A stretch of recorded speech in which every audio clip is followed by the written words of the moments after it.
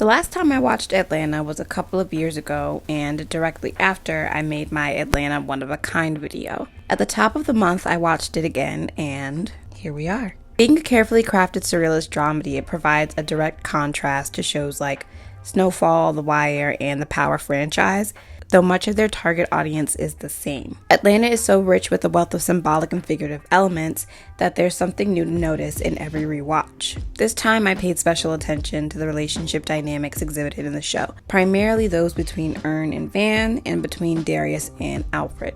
I feel like the former has a lot of emphasis on it because of its relatability, and the other just operates in the background, save one or two episodes. Nevertheless, they're both really interesting. In this video, we'll examine Vanessa and Ern's relationship, as well as several aspects of their individual characterization that directly contribute to their relationship dynamic. That was a long sentence. I'll talk about Al and Darius in a different video. I know this show is super layered and nothing is done on accident, so if I mess something up, please let me know. Let's go. When we meet Van and Ern, the status of their relationship is complicated. They wake up in the same bed, and there's still a bit of romance there, but Vanessa has a date that night. And if you're going to be staying here, I'm going to need your help with rent.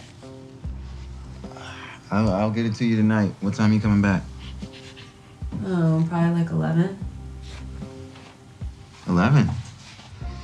11's a little late. You, taking the parents to Magic City's Follies? You know, Cheetah's is actually a better spot for that. I have a date. We can also tell how they contrast one another. Vanessa is the provider in this relationship. She has steady income, a car, and her own place. Every decision she makes is what she thinks is best for her, Ern, and their daughter Lottie. In the episode Value, she has a mandatory drug test after smoking with her friend Jade and immediately worries about how she'll provide for the three of them if she fails the test and loses her job. I have a drug test today. Girl, you smoked yesterday. Girl, I'm being serious. I don't know the protocol for this. I never had a job where smoking wasn't encouraged. In the Champagne Poppy episode, despite preparing to party with Drake, Ern is all she can think about. It's clear that her family and relationship with Ern are the center of her world. On the other hand, Ern isn't nearly as considerate. He is often the center of his thinking, with Lottie, Alfred, and Van being afterthoughts. He spends a lot of the first season worried about survival, but still blows money several times. He decides to spend the rent money that he had for Van on getting Al played on the radio. He decides to blow his dog breeding money at the mall. He blows his big payday from Al at the strip club. He's just really bad with money.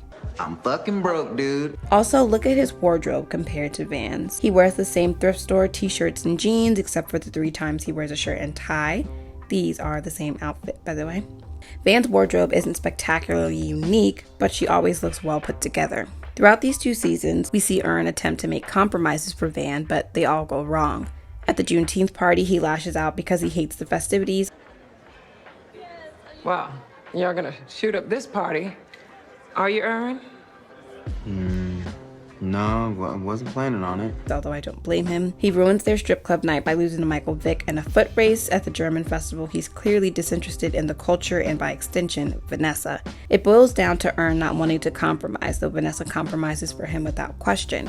She goes to all of Alfred's shows. She bails him out of jail. He stays with her often. She picks him up after a one-night stand. She makes it clear that he is a priority for her. She asks him to show up for her. I want to be in a committed relationship where I'm valued as a human being and not as an accessory that you can fuck. And he kind of asks her to take care of him. I don't know what I want. I know this arrangement works for me.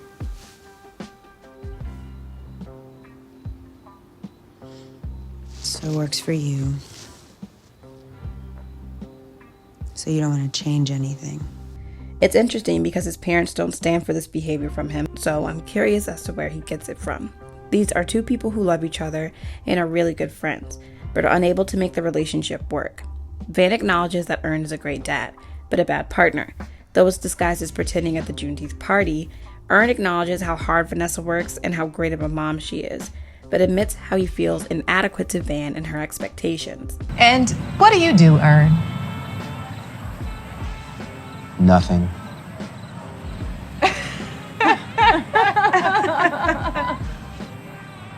I mean that. Van does everything. She works, she raises our child, she's smarter than me, better than me. I mean, that's why I married her. She honestly doesn't get the credit she deserves, ever.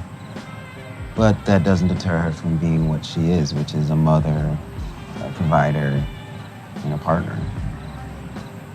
Gun to my head, I don't think I could even look at another woman. Despite all of their contrasting experiences, their struggle for identity is very similar. Ern spends the entire series thus far trying not to be average and attempting to take charge of his life. Oh, really? Yeah. What I'm scared of is being you. You know, someone everybody knew was smart, but ended up being a know-it-all fuck-up Jay that just let shit happen to him. We are constantly told that he's smart, but it's not enough. After all, he got into Princeton, but dropped out for reasons he's never told anyone.